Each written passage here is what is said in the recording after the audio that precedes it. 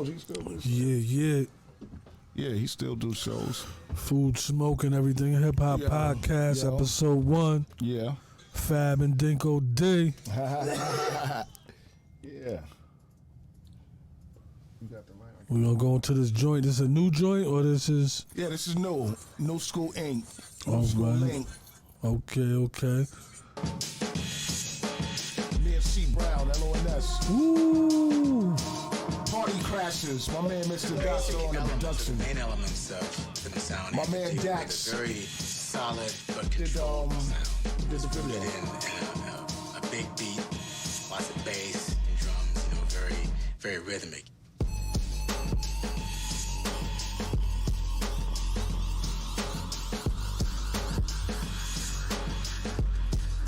Yeah, here we go. Take off now as we break off now with the new shit. Watch how we do this. Air out the whack ones. We bout to stack, son. We gotta shine on them. Yo, now see, only when I bait it, you know that it's complicated. My language, New York native, and boy, I'm just so creative. And if you are related, then family, let's get acquainted. Your forces in this battle of people who try to claim us. Bless up, but that's a hitting proper. Let's bang out like musical chairs. Kicks and snares, they ring out for miles. Add up the campaign. Lifestyle living on champagne. Fortunate's in trouble, I'm on it and on the double. I'ma hold it down force until it finally crumble. No time to fumble and jumble or have butterfingers. We gotta hit them with stuff that blow out their speakers. Point blank, ghetto gorilla with rhymes. Official like sound of the times, got to shine. Very fine finesse. Whenever I spit, it rips so thoroughly. No, never worry, D. This is how we like it.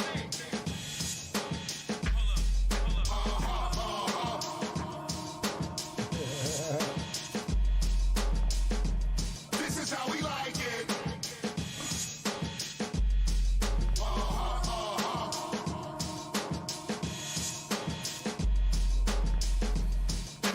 Take off now as we break off now with the new shit. Watch how we do this. Air out the whack ones. We bout to stack, son. We gotta shine on them, lay a rhyme on them, fill some wine on them. Take off now as we break off now with the new shit. Watch how we do this. Air out the whack ones. We bout to stack, son. We gotta shine on them, shine on them. On the hunt for paper, staying heavy on the grind, keeping it lit. Never forget, so every time my mind is on the struggle, absolutely it's real. Vibes are felt, cards are dealt. Here's the deal. Try and put us on hold. We ain't having all that. Either you with us or you not. It's just a matter of fact. And all the other nut huggers who been eating our crap. I got the crafty team ready, unloading new packs, boxes, cases, and stacks. Even veggies and wraps. Ever ready on the edge and power cat with more snaps. This limited edition is a brand new composition. Leaders are a staple. We stamping our way of living. Charlie horse, no remorse, rolling with the force. Not the same lane game, gotta move like a boss. High times, fuck it up, so whatever the course. Tug of war, get a grip, never taking a loss. Yeah. This is how we like it. Fire. Yeah. Fire. Yeah. And where can they find that at? On Dinco D at DincoD.com. All right. DINCO. Let me say that again. DINCO. DincoD.com. Okay. Dinco D at Instagram. Dinco D, where you at? Just Google that. That's the same place they can find a clothing line, right? Clothing line, yes. Okay. You can find that LONS stamp. All right. Now we got Fab and Dinco D here, leaders of the new school. Fab Beast. You know what I'm saying? Yeah.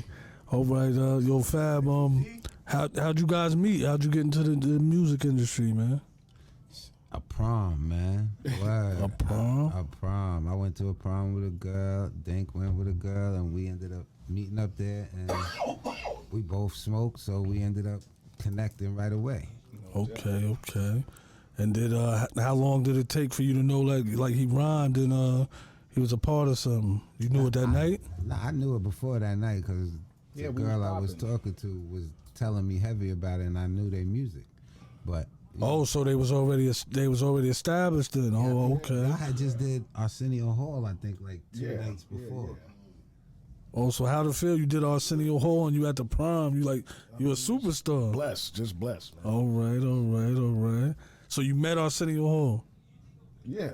2 times. We did Arsenio twice. Oh, all right. We did Scenario with Tribe, and we did What's Next, the song I produced for one of our, it was like our second single, I think. Okay, so at what age did you start rhyming? Early, probably about 12, 13. And how long is it when you knew that you was nice that you could really get on? I mean, I didn't, to tell you the truth. I had my own shit. You know what I'm saying? I was just trying to be great at my shit. I wasn't really, I always think I'm nice at what I do. You know what I'm saying, if I'm doing it. All right. What year was this? Like, when y'all met at the prom, was this 92, 90? That was probably like 90. 90? Yeah, 90 or 90. I think it might have been 90 or 91. Wow. When's the first time you heard yourself on the radio? Probably what? 89, 90. Probably like 89, 90. And how'd that feel? That was great, man. That was great. But I used to work at radio. I used to work at Hofstra Radio. Oh, you used to work at Hofstra Radio? Yeah, WRHU. All right. Yeah, when I was in like high school. So I had you know. You had musical experience already. Yeah. And what town are you from? Uniondale. UNIONDALNE. All right. Shout out to Nassau, Uniondale. All right. Word. And so back then, did Nassau know about Suffolk? Did they get along? Or? Nah, we didn't, man. We didn't come out here that much back then because, you know what I'm saying? That shit was like going somewhere else and trying to, motherfuckers was wolves and they had this shit lot. You know, Yeah. They come out here and it's vice versa, but niggas, you know. Exactly. A lot of Nassau guys thought Suffolk wasn't it. Yeah, They got out exactly. here, it's like, oh shit, there's some shit out here. Exactly. All right. And so you met Fab at the prom, and Fab, when did you get in the music business? When did you decide that you want to, what was your first opportunity in this music? Oh man, I wasn't even really trying to get into it. I was just traveling with Dink. Right. Like, he was moving Fab and I was was just moving. there. I was there for a minute. We was and moving, making moves. I think Dink took me one time and he was just like, yo, you gonna be my personal assistant. And I think we went to Puerto Rico. Yeah. And then that's when I got a buzz of it. And what age was that? You went to Puerto Rico? 19. I was 19. 19? Crazy. All right. So how did you, all right, let's go to, so Leaders in the New School, what was that like? Oh man, that was a great experience, man. Shout out to Milo, C. Brown, Buster. Shout out to the whole crew. Geronimo, respect, my dancer who just passed. R.I.P. Geronimo. That was my dude, you know. Yeah. How did you guys meet? We all grew up in the same town, blocks around from each other. Brown lived one block from me, Geronimo lived one block from him, and we all just, you know, we came up together. And what year did you, that was your first group name, Leaders of the New School? You had something before that? Or That was it. That was the first, you know. That's always been it. And Chuck D from Public Enemy actually gave us that name. Chuck D gave y'all that name? Yep. Oh, that's crazy. So y'all, how'd y'all meet Chuck D? He's from the Roosevelt. He's from the Velt. So we was from Dell. We was from the Dell. They from the Velt. So you knew Flav and the whole Public Enemy, or just Chuck D? Yeah, we knew the whole crew. 510, respect to 510. Big shout out to Eric Sadler, Paul Shabazz, Keith, Hank. You know, all them people, man. Oh, right. 510. And that was the building. That's where we all started, you know. All right. So who'd you guys sign to? Elektra Records. Elektra Records. And who was the head of that? Dante Ross was the A&R. Dante Ross. And who brung you to them? How did you get it? You just... He seen us at a talent, not even a talent show. He seen us at a showcase somewhere in Manhattan, in Lower Manhattan. All right, so you started off with showcases and your shit was just that popping that they just... Yeah, because we was just doing shows for free and building up the vibe. You know, we was hustling, we was grinding, we was performing everywhere. You know, we was still in high school, going out to the city, coming back. It was different back then. You had the blues and shit. So when you were signed, you needed your parents' permission to get signed, or you was... Buster was the only one who needed his. He was 17. Oh, all right. I was 18 and Brown was 19. All right. And who did you work with when you first started? Did you collab with any MCs that we know, or? Did we collab? really, just besides Tribe. Because I was about to say, I know y'all close with Tribe, so I'm like, Not, but you, am I right? I did some production for Fife a while back. You know. oh, what I'm you saying? did? All right. He was in Atlanta. R.P. Fife. Remember that shit? So you produce too? Yeah. You produce as of now too? You still produce? Yeah, definitely. Not as much as I, just do some, just right. But production is definitely there. All right, all right, all But right. shout out to Shamello, because me and him, that was my Shamello the that was my God. 1-2 partner. You know what I'm saying?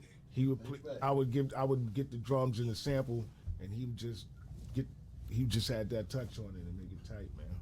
Okay. So who were your influences? Who influenced you in rap? Who's your favorite artist? Who you model yourself after? Who do you know? Who's your guy? Who you came up after? Run DMC, EPMD, KRS-One, Rakim, Okay. Big Daddy Kane. That's that chain line right Okay. And did you guys have any rivals? But back then, was anybody that you was like not beef, but so called we don't get along or we're against or? Nah, we never had problems, man. We was about that stage, We just hit that stage, burn that stage, and just make it harder for you to come. But we never really had no problems like that. And what was your sound based on? Because it was like a lot, like you guys didn't really have a lot of negativity in your music. It was like, it was like fun partying, grooving, getting to the point. It wasn't like, we trying to prove we hard. Yeah, we was about party music, man. I make party music, man. I don't make, I'm not in nobody lane, man. Like, I make party music. I come from party era. You know what I'm saying? My roots is party and, good vibes. Okay, all right. You guys was all in college at one time, though, right? Who? Was y'all all in college? Because I know you said you worked at After Radio. Was y'all on campuses and stuff like that? Nah, me and this dude lived on the campus for about 4 months. We was What was that, Clark? Clark, we went to all 5 colleges at that time. We just had an apartment in all 5 dorms. Yeah, we went to college, all right. Because it seemed like watching y'all videos back in the days growing up, like that's who y'all like went for, like the college age group, like the parties and the inside the dorms. And I mean, well, the colleges was driving. That was the place, you know what I'm saying? Hip hop made it cool to go to school and be in college. You know what I'm saying? Yeah. word, that's what I'm talking about. It was a migration of that. Like Facts. this dude was in college when I met him. You know what I'm saying? No doubt. You was Right, about to go- Morgan you was State. going, right? Yeah. Yeah. And so, Fab, how'd you become? So how'd you get more into the music industry? What was your first job that you got paid for? I guess I moved to Atlanta with Dink. We moved to Atlanta and Bus just hit me up. We was out there for like 6 months. Bus was ready to do his solo album, and he just hit me up. He was like, "Yo, I need a roadie." And I didn't know what that was at the time. I was just like, I asked Dink. Dink told me what it was, and I was like, "Fuck it, I'm a bag man. I'm gonna go." So I was like, "Yeah, I'm gonna travel the world. Fuck it, I'm gonna go with you." And then that was my first tour. I think it was the Smoke and Groove tour. It was the first tour. Rocking with him for a minute. And how was that experience? How was I know you met a lot of artists because I seen you with artists. And Yeah, nah, that was crazy. Like Lauryn Hill was on that tour, Ziggy Marley, Tribe Called Quest. Like even like Jay when he first started came out and got 15 minutes of shine on there, and it was just crazy. That tour was a big tour back then. The Smoke and Groove. You remember a story on the tour, something that you can tell us something that was funny or something Nah, that happened? shit. Or The only real story on the tour is how I got my name Fab. how's that? Me and Spliff, shout out to Spliff. Spliff Star, Spliff, shout out peace. Spliff. We was out in the crowd doing, you crowd surf. We was out there and we tried to come back in, and I think we tried to bring some girls with us back in, and the security guard wasn't having it, and Spliff wasn't having that. So Spliff swung on the security guard, and we got into a fight with him, and it came back that we wasn't allowed to touch no security guards. That was their one thing. You can't touch any security guards from the venue. Yeah. So somebody had to leave, and it I had Spliff, fights with them. you know what I'm saying? Spliff couldn't leave. He was Bus right hand on stage. Yeah. I was just a roadie, so they was like, "Yo, he gotta leave." But then the headliners Wyclef, Lauren, they came in the room and they was just like, yo, G can't leave. We don't want him to leave right now. Like, you got your code name. Everybody knows you as Fab. We just gonna switch your name right now. Oh wow. So they fired me, Gerald. Odom got fired, Oh, and then right. hired Fab. And Fab was born. That's That's crazy. when Fab was born. That's crazy. Crazy. Dang. So all right, you know, road manager for bus. So I seen you in the tunnel. You know, the tunnel, a legendary nightclub. I seen you kissing the girl at the front on the cheek and getting us in for free every night when some rappers couldn't even get in free. Who was that and how'd you know her? That was like my big sister. Her name is Ma. That was her best friend. And she always used to look out for me and things. She did all the hot parties in the city, though, not just the tunnel. She did every like hot party, Daddy's house, all the shits. Her partner was Chris Lighty at the time. All right, and so you knew Chris Lady. Yeah, Chris was like kind of a mentor to me, like R.I.P. to watching Chris him Lady. do Buster shit because he did Buster forever. All right, and you had relationships with his brothers too at a point in time, or you still do? Or? Yeah, Dave is like my partner. Dave, I know all of them, Chris, Mike, Dave, but Dave is like my dog. That's like my partner. Like when we do shit together. That's like my homeboy and shit. And yeah, that actually Dave was the first nigga I made money with the label, was signing my own artists. Okay, and who was that you signed? Petey Pablo. All right, North Carolina, Petey Pablo. And all right, who did you guys bring him to? Well, they came to him after, like they started coming to us after a minute, but like we was just running around, and then Dave actually heard him in the bathroom rhyming with Black Rob. Okay. And he was like, yo, how I get in touch with you? And then he was like, yo, you know Fab? And he was like, yeah, that's my nigga, blah, blah, blah, whatever. So he hit me up the next day and was like, come to the office ASAP. They want to fuck with Petey. But at that time, I had Buster wanting to sign him too. And I had him and Sylvia Rome on one line and Dave on the other line. Big business. Yeah, Huh? it was popping at the time. Yeah, That's big when business. labels was paying money and the shit you had to show and prove. So if you don't mind me asking, how much was the deal for? Oh, Petey's deal I think was like $1 million. It was like 800 to $1 million with the publishing and shit. Wow, and that was a good deal for them times, right? Yeah, but you know you gotta. The labels always get you. You MEECH still just gotta pay all that shit back. They signed Fabi for 5,000. You know what I'm saying? So how much of that did you actually get, you and your partner? I only get a percentage because I was. Is that the I was largest managing. check that you ever received, or you received larger checks? I've received larger checks. Probably about this. That was probably about one of the biggest or close to the biggest. And how'd you feel when you cashed that check? Oh, good, nigga. It was good. I hit the Diamond District and everything. What's the first thing you I bought? did the You first went to nigga shit. chain? I chain. All right. You do the first nigga shit instantly. Word. Chain and car lot. So after you signed them, what was your jobs? What was your duty? What was you? I had to make him money then. You had to manage his career. You had to find money. Keep bringing money in. Because if he ain't making nothing, you ain't making nothing. All right. And so how'd that work out? What happened with that? It That was eventually dwindled off, or?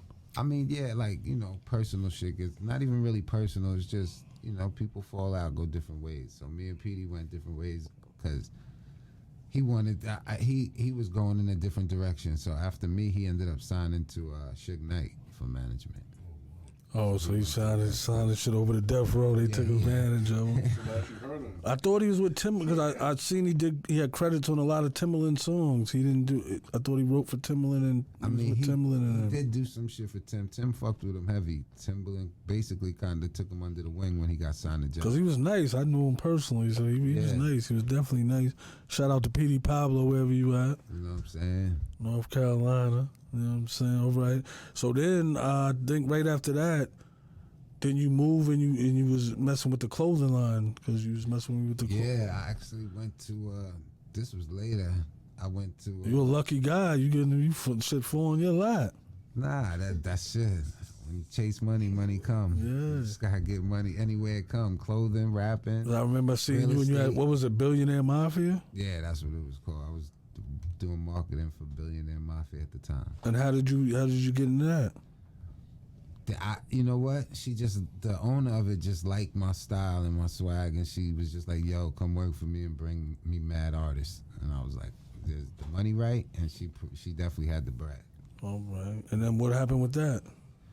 And she really, that's all she was in it for, that lady. She was just in it for like the fame. She just wanted to be noticed. Yeah. Somebody with she money. wasted like $10 million of her husband's money just to be noticed in Vegas.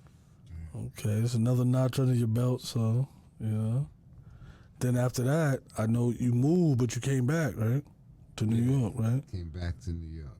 And then what you do, you still mess with the music stuff? Because I think you and Dave was doing a little something, right? Yeah, we started a couple companies, and the internet really took over a lot of shit. So a lot of shit started swaying different ways with the internet. We started going in different directions with like apps and different other type of shit to see what was going on. Like more investments. All right. Now, how'd you end up, I understand you was like with a meeting with Big MEECH in Atlanta. How'd that all go about? I was with Buster. We was traveling in Atlanta, and my man Els from Brooklyn. My man Els from Brooklyn. Shout out to Els. Yeah, shout out to Els. He came to the show, and he was like, "Yo, I'm doing some things out here. You know what I'm saying, in Atlanta." And we were like, "All right." He was like, "Yo, next time y'all come, you gonna see we doing some things. I'm with these new niggas." And we're like, "All right." Didn't think too much about it. We came back out there like 2 months later. My man Els pulled up on us in a Ferrari. His man had a super big Porsche or some crazy shit. And we like, damn, like, what you doing? He was like, nah, my crew, we doing it out here right now. BMF, we doing it. We starting a record label.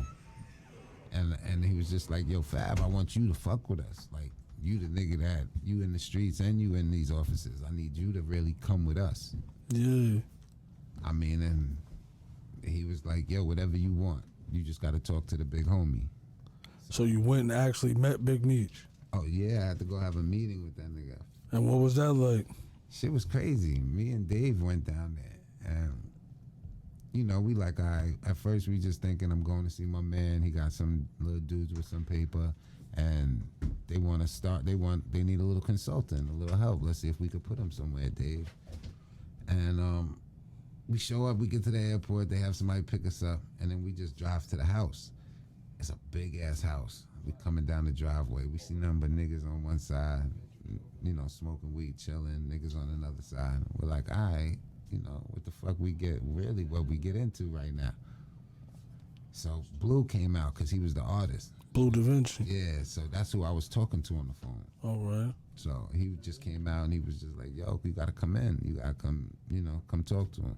So me and him went in there and then Did you actually know who he was before you was going to talk to him? Do you know, or you really didn't? I mean, he wasn't who he was when I went to talk to him like that. Like, he was definitely Big MEECH to a lot of niggas, but not worldwide like he is right now. You know what I'm saying? Okay. Like, shout out to Big MEECH, free Big MEECH. He was definitely that.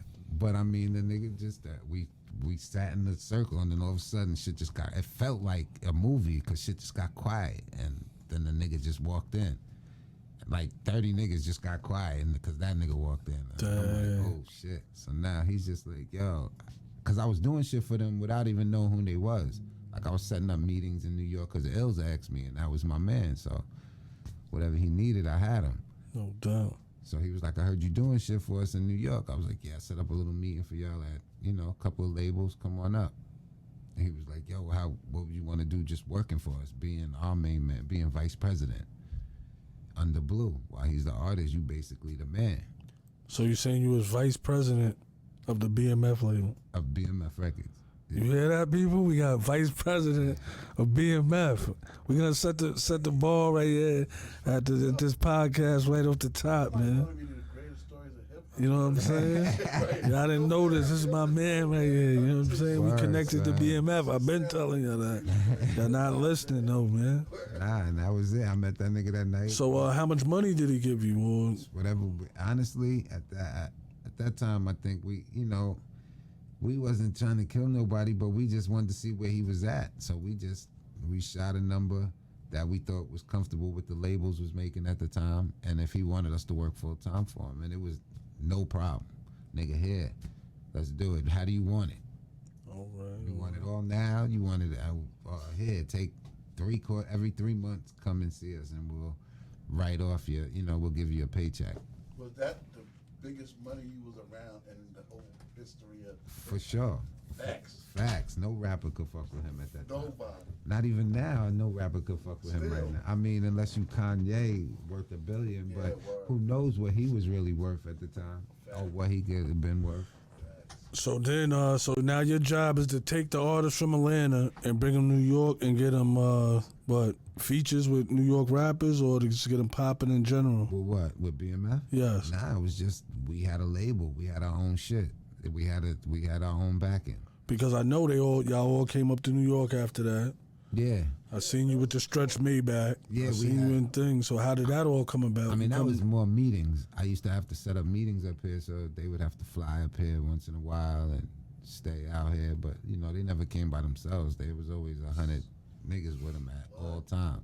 All right. So I'd have to set up meetings up here, and that's how we'd be bouncing back and forth out of here.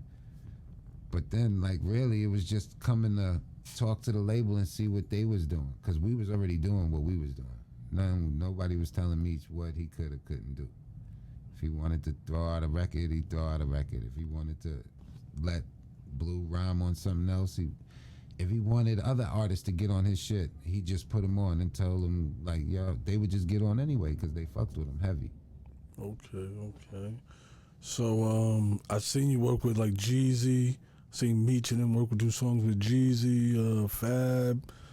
How was that like? You was around then, or? Yeah, nah. Jeezy was already in it before I got in it. He was already down with them niggas. But MEECH wasn't really on no record label yet. So when I came there, he was on the record label, but Jeezy, he already let Jeezy sign off to go somewhere, go be with, I think it was Jazzy Faye from Atlanta. Jazzy Faye was the first nigga to sign Jeezy. All right, so you're saying you actually got Petey Pablo signed at what, it was Jive? Yeah. To who, Sylvia Room? Who was it? No, damn, I forgot the president. Oh, you forgot the president. But Dave Lighty was the head A&R there that I had signed him through. So now, say there's a rapper out there, somewhere Long Island, New York, wherever, his shit is popping, he got everything, he got all the followers. Can you get him to that major? Oh, of course. I still know people. I still deal with people. I could get him to a major, but right now it's so simple. They looking on that. So if he popping anywhere on the internet, he's probably already somewhere he need to be. But trust me, there's some people out here that's in that position, but they're stuck. So how could these people how could they contact you? Where could they find you? You know what? I've never been big into Instagram, all that shit. Yeah. Do all that shit. You know what I mean? All right, so contact me and I get y'all Fab's number, man. You know what I'm saying? Do it. That's and how I you get do PC off of that, man. Watch You're the up and coming podcast. artist. Watch do the podcast every time we have it on, and it's gonna pop up. All right, so what do you have going on now? What's current? What's the next step? I'm trying to get back in this music shit. I'm trying to get my heart back into it because my cousin is nice right now. Shout out to Tug, Fat Bible. Fat Bible, that's who I'm. Catch him on YouTube. He's he's getting me back into this music shit right now because I lost it for a minute with all the music that's out now. All right. I know you did party promotions too. You gonna get back into that, or? I don't think I want to party promote no more. I'm looking more into maybe owning a restaurant or a lounge type spot, and then letting people come in and promote parties there for me. Okay. That's what I'm working on right now. Okay, so you had a beautiful journey. You know what I'm saying? Life's good. Like what man Future said, life's been good, man. It can only get greater from there. You know what I'm saying? Thanks for coming to the podcast. You know what I'm saying? We're gonna have a part 2. We gotta get. All right. Yeah, we definitely gotta have a part 2. Wow. I appreciate you. That's my man Fab. You know what I'm saying? Good looking, Fab. I owe you, my G. You know what I'm saying?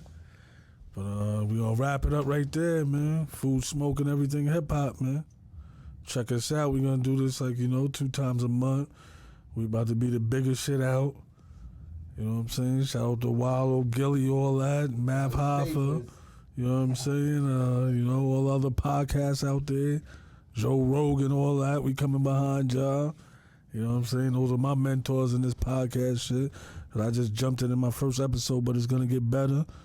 Thanks to my man C. Vish for coming, you know what I'm saying? My co-host, my man Lynx, my man behind the boards, Trap, you know what I'm saying? What you go by? What you? I go by Clear Mind. All right, we got Clear Mind.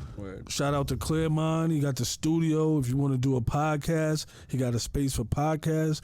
I'm not a hater. You can rent the same space out. If you think you can do better than me, but you can't, you can probably try, you know. You can have your own podcast. He charges by the hour. He has a studio. He has a clothing line. Come check him out. 332 Jericho Turnpike, Huntington Station. Oh yeah, before I go, I got my own clothing store. Shout out to Autumn's Clothing, the biggest clothing store on the motherfucking Eastern Coast. You know what I'm saying? We got everything. We got whatever Bloomingdale's we got for damn near half. So come see me.